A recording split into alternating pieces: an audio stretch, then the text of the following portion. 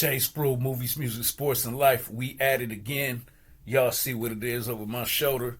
Let's hop right into it. They put us on a break for about a month, and they came back pretty strong. This is one of the few Power Book 2 Ghost episodes that I can't picture people really complaining about. I went in pretty hard complaining about the finale of part 1. Episode 5 was just weak to me, but they made up for it. We start out with Drew. Drew is using like a $1,000 camera to spy on Carter. Carter's shaking down some other either gang members or drug dealers. You know how Carter does. And all of a sudden he get a text like, "Stop effing following me." And I know he had to be thinking like, I never gave dude my number. Like, I know I'm LBGTQ and all that, but I never ran into him at the bar. How dude got my number? Then after he texted him and told him to stop following me, it's like he teleported from the balcony of that motel or wherever he was at, and basically was looking at Drew and like flipped him off. So Drew was kind of scared. I would be too, because yeah, dude is on something else. So Noma meets with our guys Tariq and Braden in public, and they talk in negotiations and all that. And then Davis' name come up, and Kane just loses it. Like, he gets so upset at the mention of Davis. So it makes me wonder, y'all tell me, do you think that he has picked up on the fact that Noma messes around with Method Man Davis? I kind of got that vibe, because it's like he wants to prove. It's the same thing as part of the reason why he wanted to sleep with Effie is because she loved Tariq. So I always want to prove to Effie I'm more of a man than Tariq is. So immediately when Noma is saying Davis is going to handle the negotiation, no, let me do it. Let me do it. But you and I both know that that's not what his specialty is. That's not what he does best. Monet has tried to tell him that, and he don't like hearing that. But sometimes people got to tell you the truth, And I just knew when she agreed to let him do it. Oh, you're a man of many talents, are you? I knew that it was gonna go left, and I can't even tell you how I knew. I just knew. But we'll get to that a little bit later. Monet, I'm calling my lawyer. I'm calling my lawyer. She's screaming because they raid her house. Ain't no need to call your lawyer, because Detective Carter is here. He done teleported from that rooftop of that motel to Drew's car.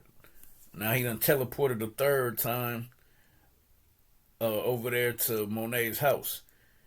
And they want answers. Specifically, Carter wants answers.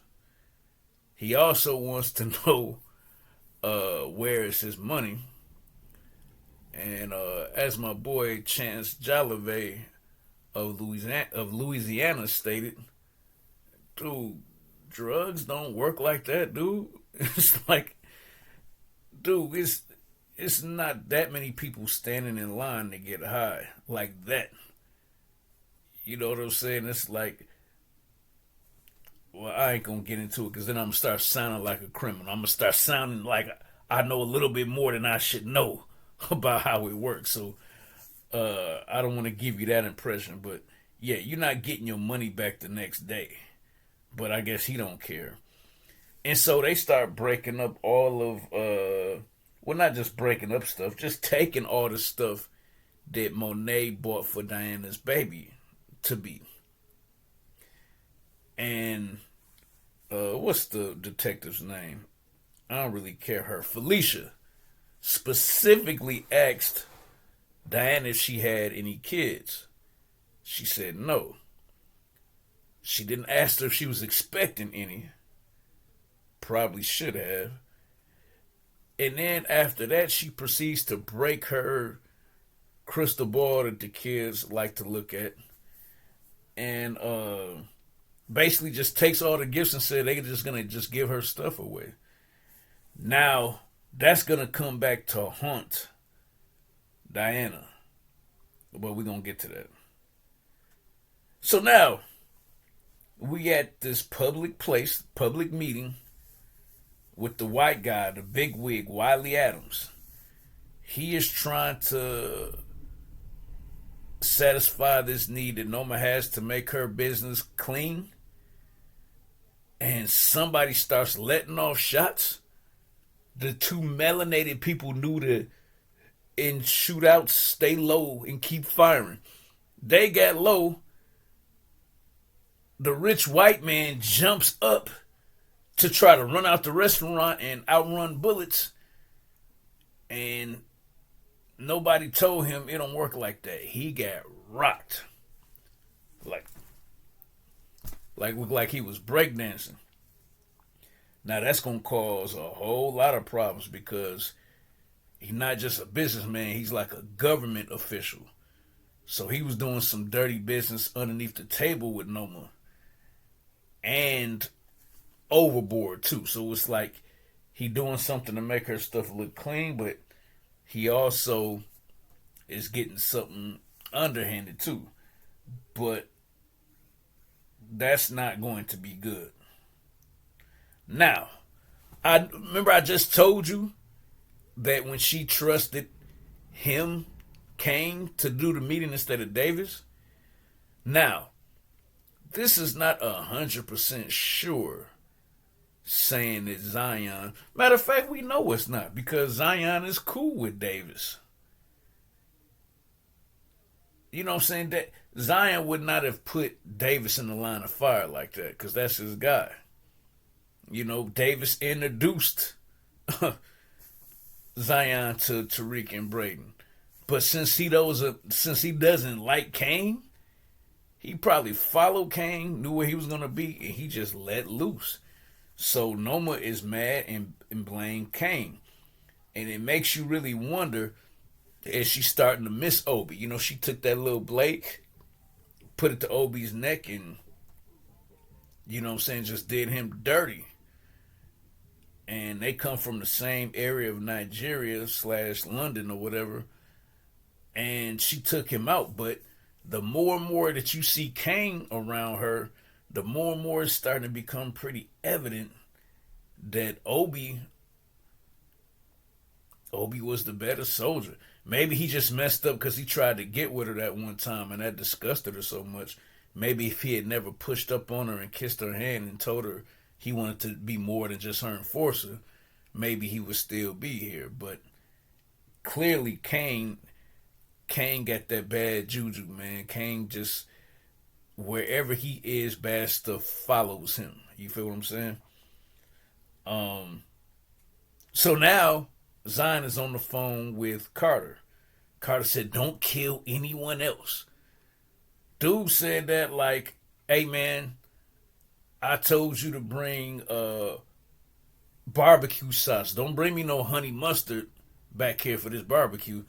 You know, he said don't kill anybody else. Like, you know, that's just like, you know, picking your hair out. Like it's nothing. But here's the thing. I think Zion messed up. Because he stated, you know, Wiley, the white guy, was not his target. Man, Carter is real smart, dude. You don't have to tell him a whole lot. He picks up on things real quick.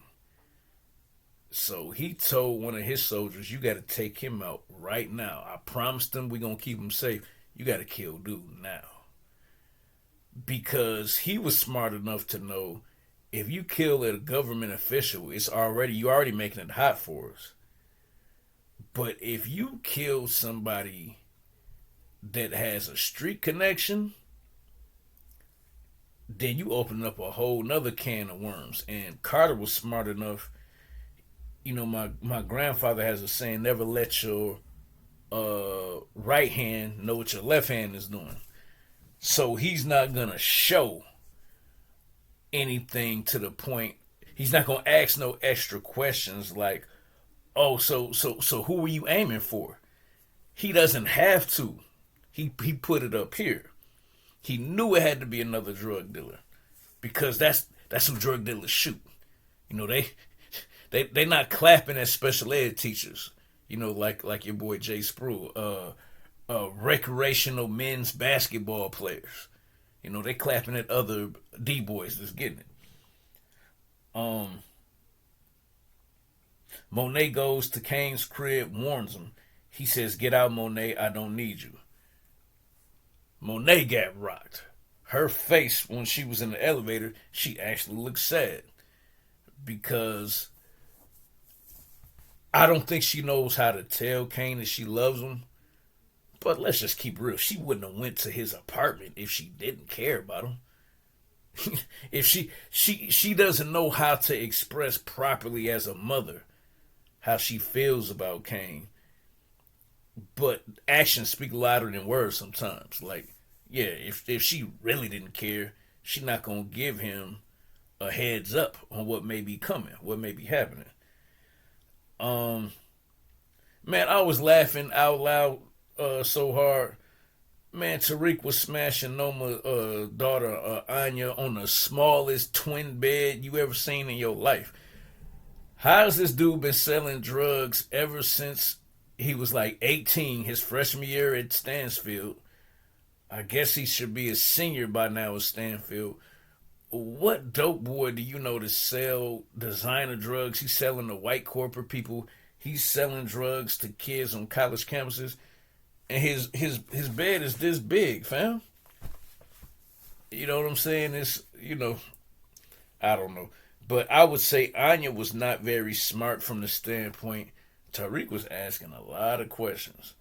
And I don't see how that young lady sat there that long and didn't be like, "Hey, dude, I just gave you some. You're asking a lot of questions." You know what I'm saying? Like, I know she's rich and privileged, so she probably don't get that instinct to pick up on street stuff, but she should have picked up on that. All right, y'all.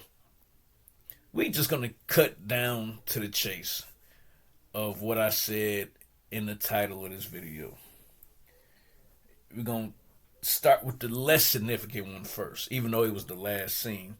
It's slightly less significant. Kamal Tate,